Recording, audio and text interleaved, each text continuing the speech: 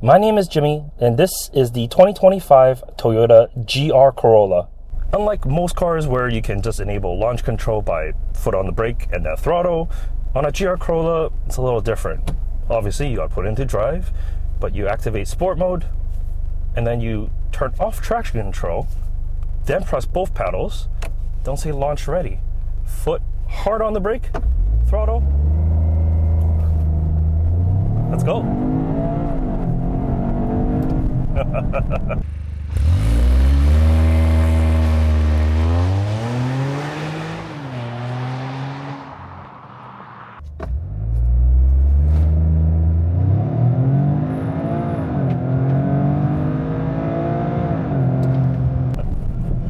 Let's see how it is in the corners.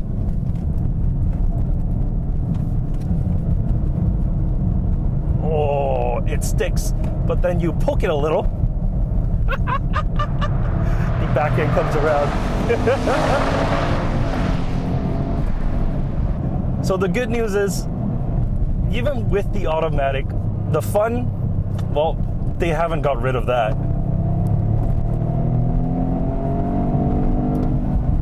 And it's still quick. You still get 300 horsepower. But of course, for all 2025, you get increased torque, 295 pound-feet. And the sweet spot of this automatic, this 8-speed, it actually works quite well.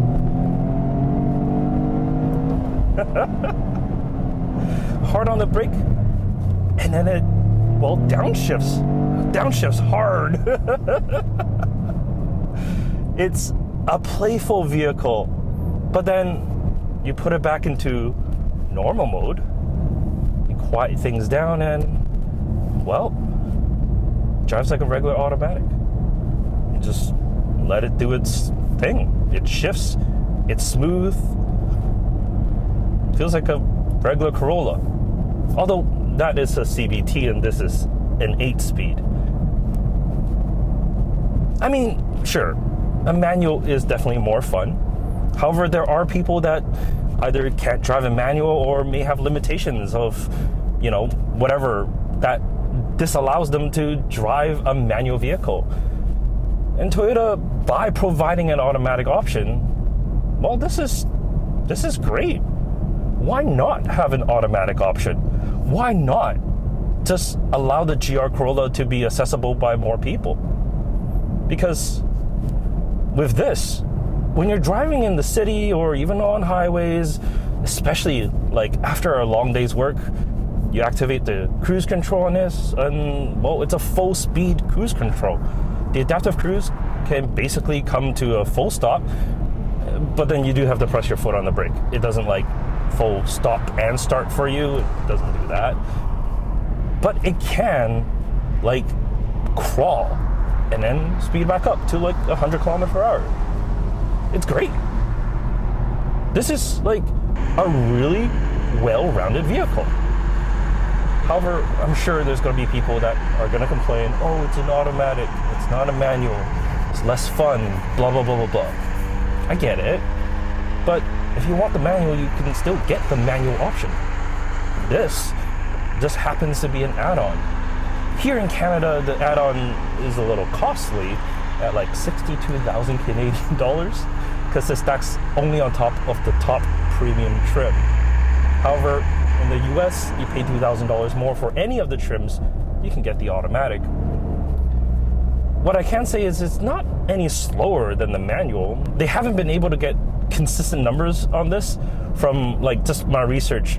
Many outlets have tested it, and, well, that number just varies. So we'll just say it's under 5 seconds to highway speeds, and more than quick enough, let's be honest. And it's still a GR Corolla through and through. With the weight penalty being relatively minimal, the top premium trim versus this premium automatic, it's like a 40-pound deficit. I mean, 40 pounds isn't that much. For some, it could just be, you know, what they eat the entire day. I hope not, but it could be, right? But let's just slow down a little bit here and just put this back on sport mode and see, well, just how good this automatic is. Foot hard down.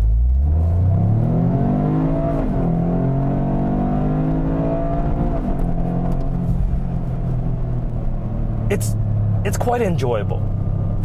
Throw it into manual mode and it's actually not horrible neither. You can downshift by pushing, upshift by pulling, which is, of course, the correct way around. The paddles, they're these plastic things and they're not the best.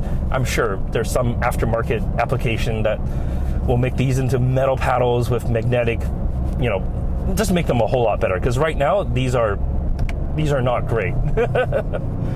But the best part about the GR Corolla is you show it corners and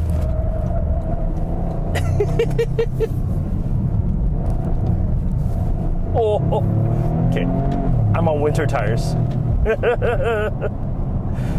But this is just a whole lot of fun. It really is.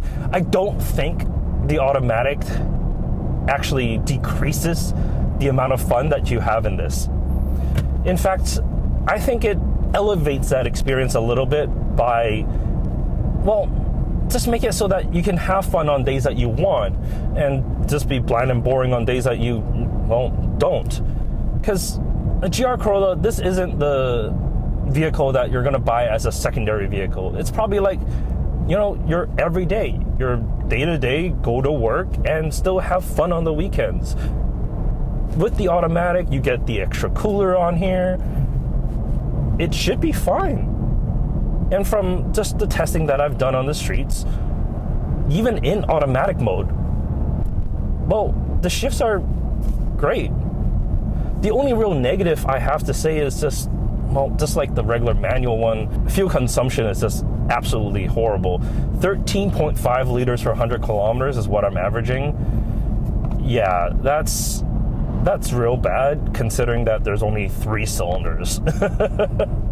And of course, it's still a GR Corolla, so I mean, some of the interior materials is kind of meh. It's kind of bland in here. Civic Type R just elevates that interior a little bit more than this. The rear seats on this is tight, and getting in and out is also very, very tight. Just the door access is not where it's supposed to be. And of course the trunk, it's a small space because of all the things that they put underneath. This foam and battery, of course, it just, you lose out on that trunk space. But it's still a very neat and compact package. All-wheel drive, 300 horsepower. It's still a whole lot of fun.